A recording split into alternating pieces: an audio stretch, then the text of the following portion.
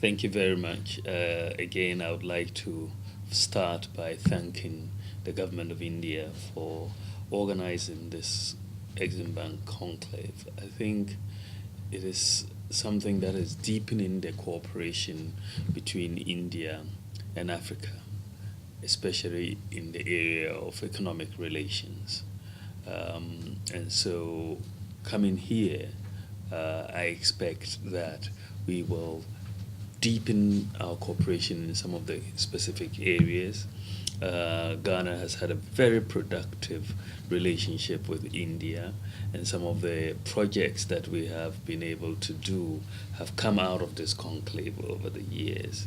Currently, we are working on a $150 million agri mechanization project and also a water project in Yendi that we expect to do that, but to complete. But I think that these are just examples of areas of cooperation that we can have in several areas, and I expect this particular conclave to be productive in that direction. Speaking about the areas of cooperation, sir, in this conclave we are going to be meeting a number of Indian business delegates. So, what are the areas of cooperation that are high on your priority list? Yes, thank you. And accompanying me, I also have a lot of business delegates from Ghana as well. So we will meet the Ghanaians would meet the Indians. But I think we have many areas of potential cooperation between our respective business communities and the government as well. I think the area of ICT is one area that India has got a lot of expertise in, and it's also an area that Ghana is very focused on as we move to a digital economy in Ghana. The area of healthcare is also another promising area, as well as pharmaceuticals. The Indian healthcare system, a lot of Ghanaians are actually using the Indian healthcare system. We've talked to some of them, the Apollos and so on here. We want to be able to set up some of those types of institutions also in Ghana. Pharmaceuticals is another area that we are really very encouraged to cooperate with. India has got a very well developed pharmaceutical industry. Ghana also is trying to be the pharmaceutical hub of West Africa.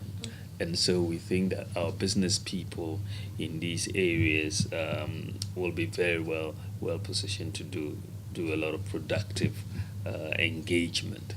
Agriculture is a major area for us, and I know that India is also a major area of expertise in the agri sector, and so it is another sector that we infrastructure, the oil and gas. So we have quite a number of sectors that we believe that the room for cooperation between Ghana and India is really going to be good across all these sectors. You've mentioned a number of sectors that Ghana would like to collaborate with India, and the president of Ghana has launched a number of projects such as one district, one factory, in order to give a boost to the manufacturing arena of the country. So, in terms of the manufacturing facilities, are you looking for any kind of technology transfer, or what kind of cooperation in that sector? Well, from Ghana's point of view, the reason why the president Nana Akufo-Addo has set this target of industrialization is such that we don't become a primary commodity producing nation without adding value to our commodities. And so the quest for industrialization is one that we are looking at it from different angles. One district, one factory is encapsulates the whole agenda to say for every district in Ghana, and we have about 254 of them, it must be a commodity to which you can add value, small or large. And a lot of these may be in agro processing, for example. So we're encouraging the private sector to come in and set up factories. We're giving incentives to those who do so. We are also encouraging, the setting up of pharmaceutical industries automotive industries in Ghana. The VWs and so on are also coming in to set up in Ghana, and so on. So we are on an industrialization drive. We want to add value to our minerals also, jewelry. We want to add value to our bauxite. We want to add value to our iron and steel. So we want to set up refineries for gold. We want to set up refineries for bauxite, refineries for iron and steel, and so on. So we have an ambitious agenda to industrialize and add value to our primary products. So we believe that cooperation with India in this direction, and India is got a lot of experience as far as industrialization is concerned, and we believe that there's a lot of ample room for cooperation between Ghana and India in realizing our dream to industrialize. So in your remarks, you're emphasizing on agriculture and agro-processing. So I assume also the farmers in Ghana are becoming more and more aware with the advent of information technology. So in order to bring those farmers on this transformation through digitalization, what kind of programs would you want to seek from the Indian business community, which is considered, the tech giant in Southeast Asia? Absolutely. I think that for us, agriculture is so key. 60 to 70% of our population is engaged in agriculture. And so if you're going to make that leap, if you're going to transform, you need increases in agricultural productivity. And today, you cannot really get that without application of technology. And this is where India has had its strength, machinery, ICT, and so on, the digital environment. A lot of farmers lack information. They lack information on different things, on the type of fertilizer to apply, the water and so on. The type of agric extension services that you would normally get from individuals can also be delivered on your mobile phone. Right, so information on prices of products in different markets can be very, very important, and all of these smartphone applications should be available to allow the farmers to access those types of technologies. GPS, for example. In Ghana, we've developed a digital addressing system, which allows every 5 by 5 square meter of land or water in Ghana to be uniquely identified. So we have it operational now. Okay.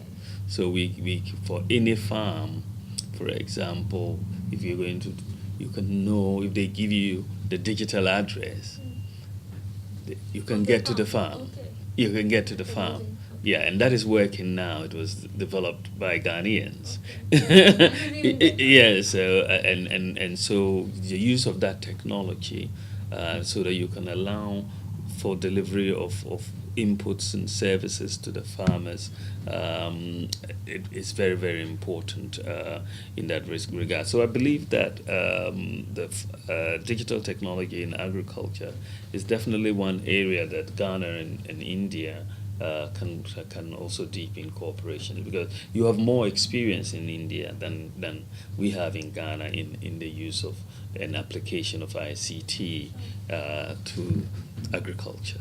And so we would also learn from those experiences. Okay, my last question will be, not taking a lot of your time, your closing remarks on your visit to India.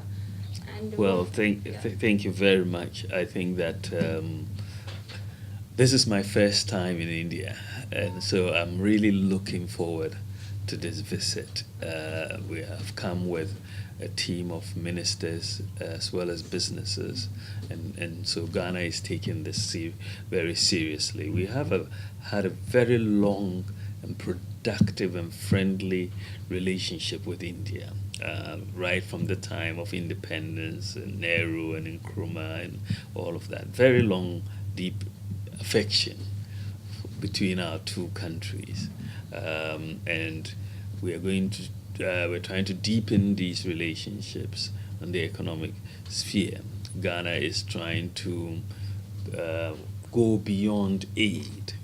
This is what our strategy is. We want to go beyond aid, and therefore you want to focus on trade and investment. And I think this conclave is very consistent with our ambitions and to deepen the cooperation with countries such as India on the economic sphere and the mutual benefit that we can get by engaging with one another on the economic areas. So I'm looking forward to this visit. Thank you very much.